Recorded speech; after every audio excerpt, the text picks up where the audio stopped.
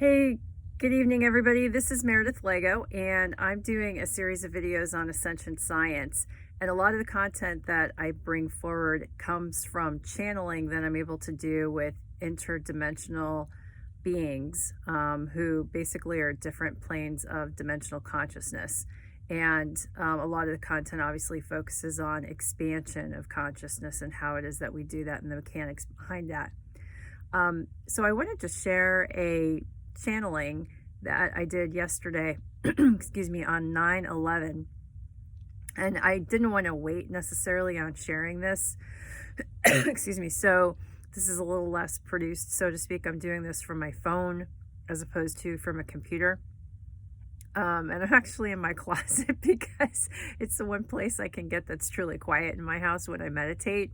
But before I meditated tonight, I wanted to share this particular message because again, it was on 9/11 and how to leverage 9/11 as a learning going forward.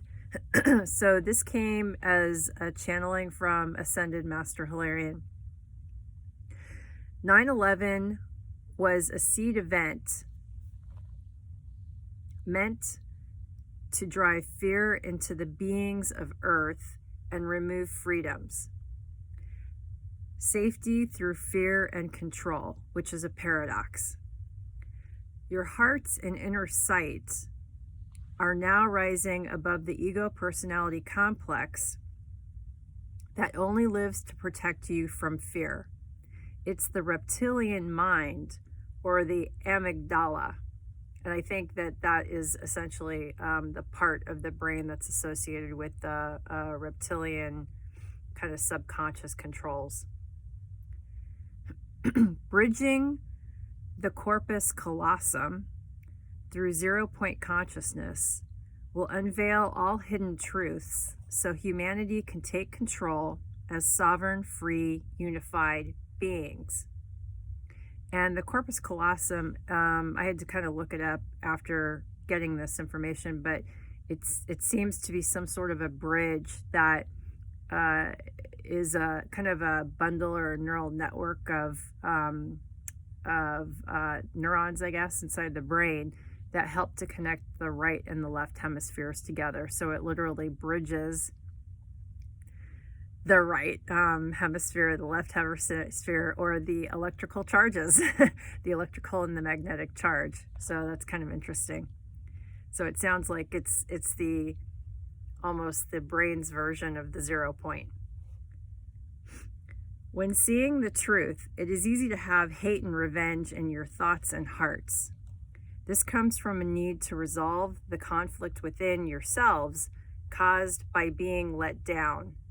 It also comes from, I'm having a hard time reading this word. It also comes from hurt and suffering from losing loved ones. Now is the time to rise above those feelings. Acknowledge them and witness them, but hold compassion and forgiveness in your hearts. For the beings who perpetrated this event and other similar events, whether true or false flags, truly have lost love and connection from Source. Some live in enormous fear.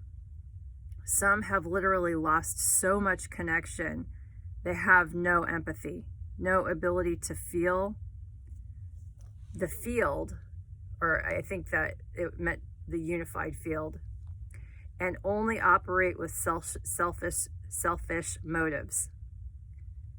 The forgiveness is for you. It releases you from a cause-effect patterning. For if you do take revenge, you have created an energetic exchange that will bounce back. And I think that that's actually really key. So as we've been taught about, along the way, intentions just as equally as actions have an energetic frequency that are created. So all consciousness is energy, right? So essentially, if you have sort of a revengeful thought, even if you don't necessarily take action on it, it does create a little bit of frequency that can be mirrored back to you. So every time you're doing that, you're creating sort of a cause that will create an effect back to you. And the goal is to try and start to break the cycle of that. And as hard as that is, that includes, not having completely horrific thoughts around, people in the world who do horrible things. And that's something I'm still working on for sure. So it's good to, it's good to get that lesson that they're saying, look, it's not necessarily for them, it's for you. So this benefits you. Use the remembrance of this day as a teaching on how to transmute the memory to forgiveness and forgetfulness, so you can collapse timelines and live in the now. So that was a kind of quick message about 9/11, but I thought that was very important that, obviously we're getting to a point where, hopefully we're moving out of the ego personality complex, but this obviously happened at a time that it was being used as a tool to create and grip fear inside of the ego personality complex. And unfortunately, we do still today have, let's say, mass scenarios that play out in the planet and that are used and sort of spread throughout the media that are meant to generate fear. And so as soon as you see like massive fear generation going on, it's probably some motive behind that. But essentially, they're saying just let go of the fear, because that's what really is used to control you and keep you from your inner truth. And essentially, I think the other really key lesson is that, never give in to hate. Always focus on forgiveness. Obviously, a lot of the beings who do this do horrific things. And so just to forgive that is very hard. But I think what he's saying is that look at a different perspective, which is like literally they have lost so much connection to source they don't even feel. Now, my personal take, this is me personally, those individuals probably need to be at least locked away so that no harm can be caused to anybody else. And, they need time to heal, essentially, because there's a lot of inner work clearly that they have to do. So, but for the benefit of ourselves, the idea of just, forgiving, as in, and I think this goes to a lot of the Ho'oponopono techniques, which is, I forgive you. I'm sorry. I release sort of any sort of karmic cause and effect patterns between us.